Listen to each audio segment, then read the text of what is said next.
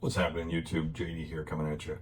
So this is kind of different kind of video for me today. I'm about to launch Endless Income Academy in real short order here. For those of you guys that don't know, it's a platform that I've been working on for quite a while now and putting a lot of time, energy, effort, and not to mention money into with another seven-figure affiliate. His name is John Archberger. And we're really proud of what we're about to bring forward. But I was sitting here this morning just reflecting on my life, circumstances, the things I've created. So this message, this video today is for those of you out there that are struggling and maybe sometimes you don't feel good enough, you don't feel adequate, you don't feel like maybe you got what it takes. Because when you create something new, guys, I'm gonna just tell you, it's stressful. It's a struggle. I've been doing this a long time. I've made a lot of money as an affiliate, obviously, and we've made Endless Income Academy to bridge the gaps that we see out there. A lot of the things that we see that we think, man, wouldn't it be cool if some of these platforms just delivered on some of the promises that they made, right? And I won't mention any names. Those of you that are familiar with what I'm talking about, you know what I'm talking about, right? There's a lot of good intentions, I think, but what they say is good intentions pave the road to hell.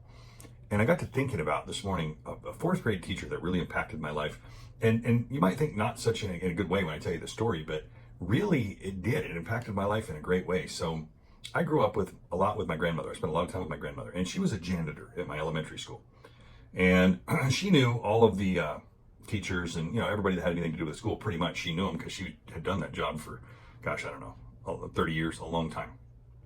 And one day, my fourth grade teacher mentioned me. Now I'm going to preface this by telling you that I wasn't the best student, right?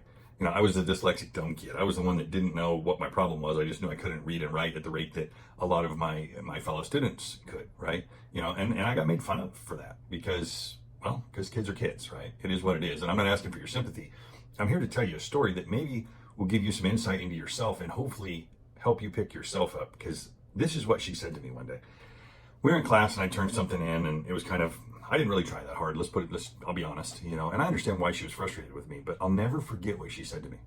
She said, oh yeah, she said, I saw you helping your grandmother. And we all called her Granny, right? She didn't call her Granny, but she said, I saw you helping your grandmother after school the other day, mopping those floors and sweeping the hallways and doing those things, which we all did. All of us kids jumped in and helped Gran so she could get done. And plus she was getting older, and she was in charge of cleaning up that whole school, cleaning up all the classrooms, and, kids, they're messy.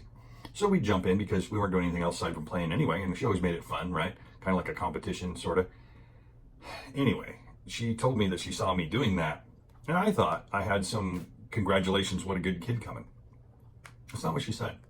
What she told me was, get used to it, right? With my inability to listen and my inability to follow through and follow the rules, because I was never a good rule follower. Maybe you can relate. Maybe you were great academically, but for me personally, I wasn't. But it was more than that. I didn't see the logic in a lot of the things I was being instructed to do. So I would rebel against it, right? Which caused her problems. So again, I want to state, I get where her frustration came from.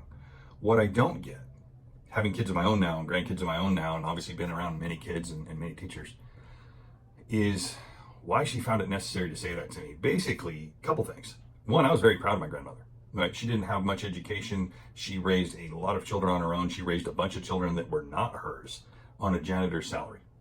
Right? I was very proud of her. She was hardworking and taught me a lot of the things that I cling to this day morally came from her. So for her to act like that my granny was, I don't know, inadequate or somehow below her, kind of pissed me off even at the time, right? And to this day, it kind of doesn't sit well with me. It wasn't what she was saying to me necessarily, but what her point was is our social narrative, our society is set up in such a way that we're rewarded for a couple of things, right? Memorizing things and regurgitating them, keeping our head down, following the rules, not being obstinate, and not finding flaws with what's accepted via social narrative. And see, I've spent the last 3 decades of my life, and I've never really talked about this too much, but I've spent the last 3 decades of my life, I've talked about coaching and I've talked about all those things, but I've never told this story and how it affected me and why it affected me.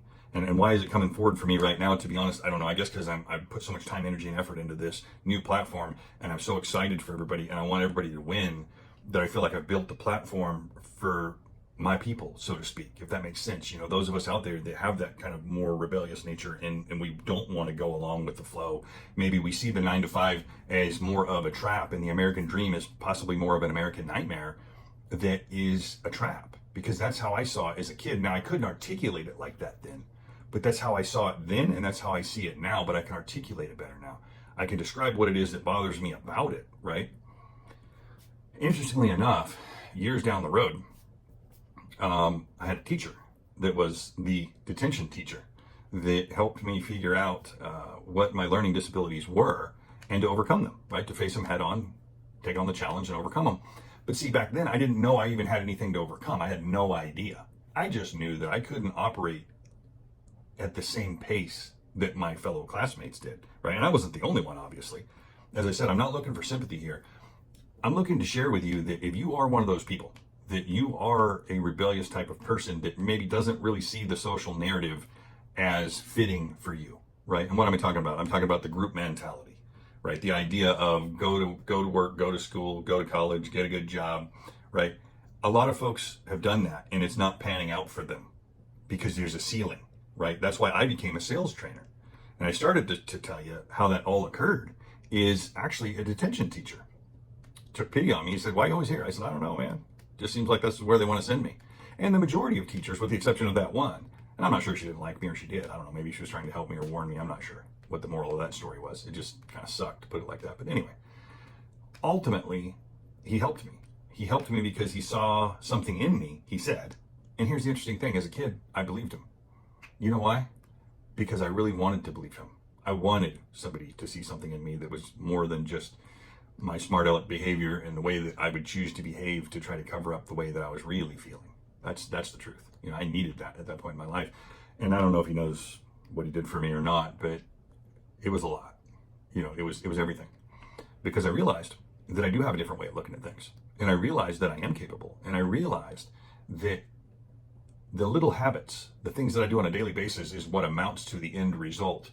Whether my end result sucks or it's something that I want, I did it, right? I did it. And that's what I'm hoping maybe in making this video and communicating, that maybe you realize that, look, if you're not happy with your result, take a look at your actions, right? Because our consistent actions produce the result that we have and that we have to live with. And if you want to make different choices, you can. And is it easy? No, it's not easy, right? But as they say, a champion doesn't become a champion in the ring. A champion becomes a champion with all the early mornings and all of the training and all of the things that they do to get them there. They just display their ability in the ring or whatever, right? Athletes are an easy thing to target there because everybody's so familiar. But that has to do with income. That has to do with everything in your life. You get where I'm coming from? So was she right? Maybe. I guess statistically, she's probably right. Maybe I should have just looked the other way and got used to mopping those floors. I don't know. But I didn't. What I did instead was I harnessed that energy and I became a sales trainer. I looked for an avenue that I could use my strengths, is what I'm trying to tell you, right? Academically, that wasn't it. People I could relate to, people I could understand. That's what made the difference for me. That's what made all the difference in my life. And now here I am building a platform that I've thought about for so many years to bring to people that will resolve the issues that I see currently in the affiliate arena and give people a fish, so to speak, up front, right? Get you started, get you creating something that's meaningful, and then take you from knowing zero about it to knowing more about it, creating an income, and then taking you right on to creating your own platform if that's what you want to do. Anyway, I didn't really come here necessarily to talk about Endless Income Academy. It's just on my mind. Like I said, this is a different kind of video for me. I don't know how it'll go. If you like it, give me a like on it. Let me know, and if you can relate, let me know. I'm really curious how many other people have been in circumstances similar to mine and overcome them, or if you're in them now and you're trying to overcome them, keep going. The most important thing is to keep moving forward. Keep looking for a solution. Keep looking for the answer because it's there. It's there. Look, if the dyslexic dumb kid can come forward and build something like I've built in my lifetime and I'm currently building now, you can too. Absolutely. Anyway, I'll probably end the video there. I can go on and tell you more details, I guess, but you got the point, right? That if you continue to push, you will find your way through whatever's going on with you right now, whatever's in your life. There's a solution if you're willing to seek, right? And on that note, I'd like to say in closing that we have a social narrative out there that people say things like, well, you got to pay the price, right?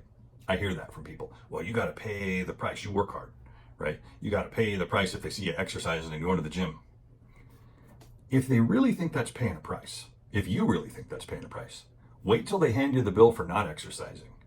Wait till they hand you the bill for having poor relationships, not enough money, right? The bill is way bigger on the other side. So are we really paying a price for putting in the time, energy, and effort to be who we want to be, to have what we want to have? I don't think so. I think that's a bit of a screwed up narrative, and it's accepted socially. So it's now true? See, I don't think so. I'm here to tell you one thing. Question everything. Question everything. Right? And I'm going to stop the video there. I'll see you in the next one.